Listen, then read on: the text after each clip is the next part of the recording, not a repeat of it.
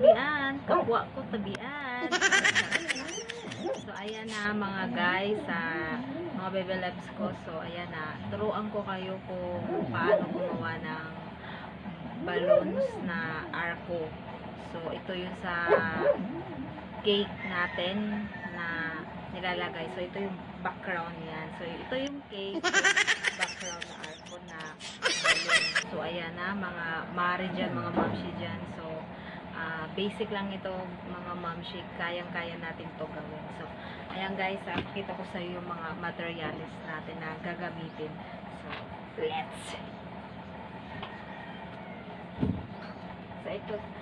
So, ito guys, ang mga baby loves ang tawag dito ay balloon chain. So, pag bumili kayo sa Divisoria, sabihin nyo balloon chain.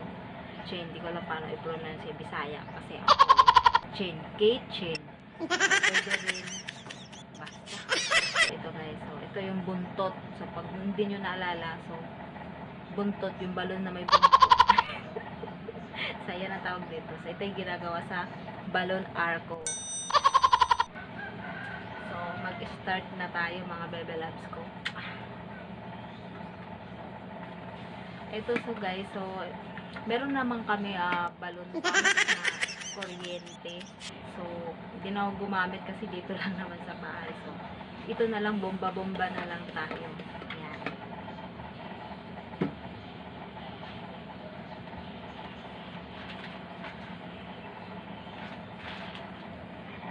So, kailangan gumawa tayong 4 na balloons. 4. So, yan. Ngayon,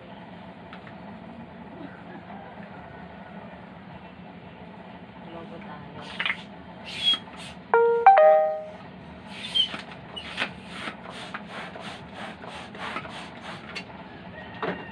Para sa akin.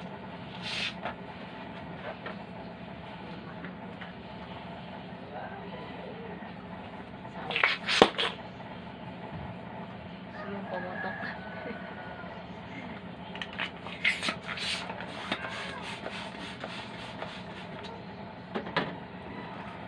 So guys, kaya nakaganito siya. Pinapantay ko kasi siya para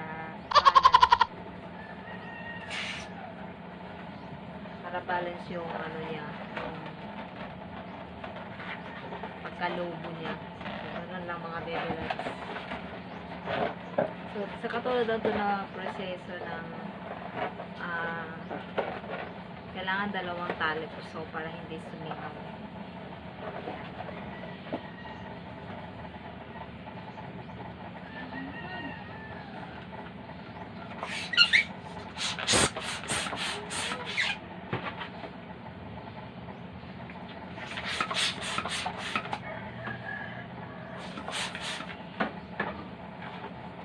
Kaya minsan guys, oblong minsan to. Kaya ginaganito ko siya para bumilog. So, ikaw yun na lang mag-adjust ng size ng balloon. So, ngayon, combine mo yan. Ganyan ulit. So, kailangan na isang upuan tayo. Yan na. So, guys, para mabigat agad, lagyan na natin ng pabigat. So, ang laman nito, tubig. So, ilagay natin yan dito.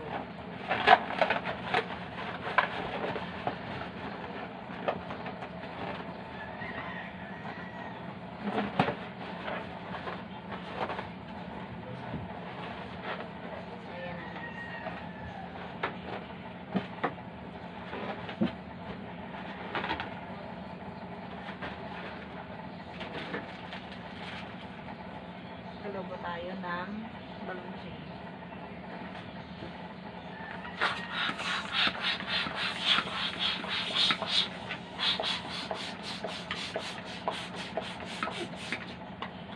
So, ito, depende sa inyo kung gaano kalaki. So, dependehan nyo na lang kung flat lang yung cake. So, pwede nyo liitan na lang yung balloon. So, ang kailangan nito, mga 6. So, pag may mga ang tawag doon, yung mga layer yun na yung second floor, may first floor na cake, yung matataas. So, kailangan mo na ng ibang design na cake arco. So, kailangan na yung ibang ibang mga design na matataas. So, ito pang flat lang kasi yung arco na gagawin natin. So, talit.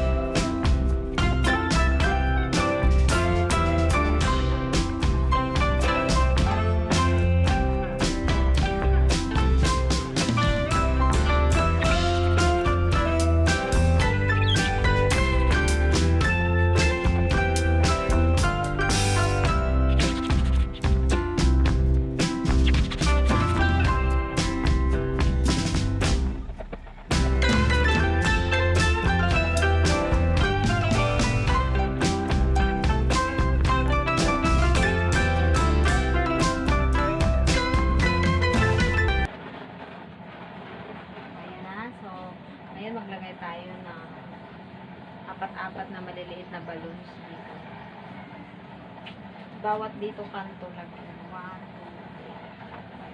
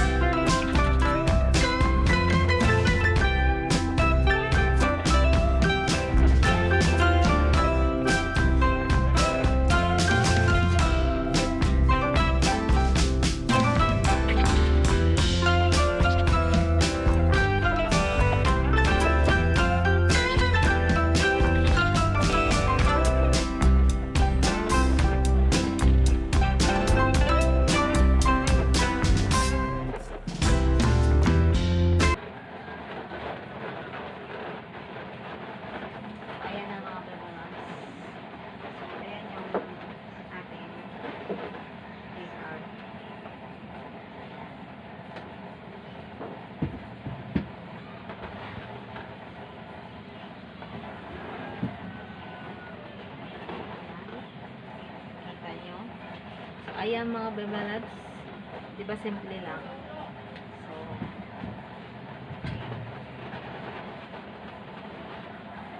So yun lang mga baby loves.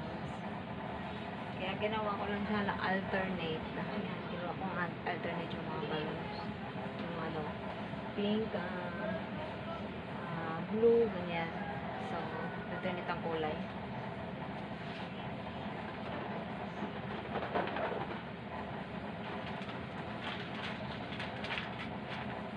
So, maglagay tayo ng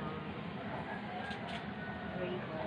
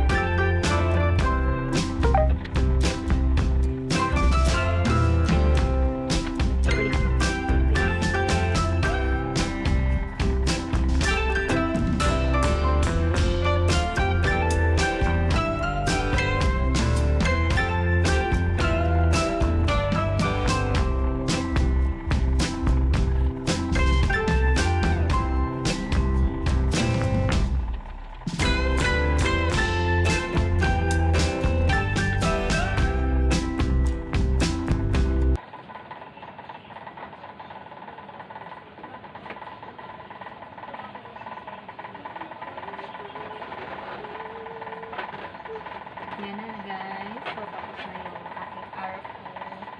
So, ganyan lang guys. Paggawa. So, kita ko sa inyo. So, ayan lang mga bilads. Arc ko natin na balloons. Para sa mga cake natin. Ayan yung arc, yung ano, curly na ginawa ko yung ribbon.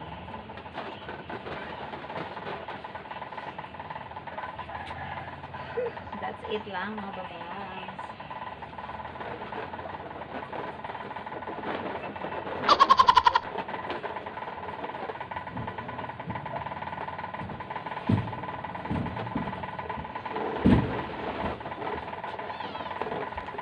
So, ito na nga.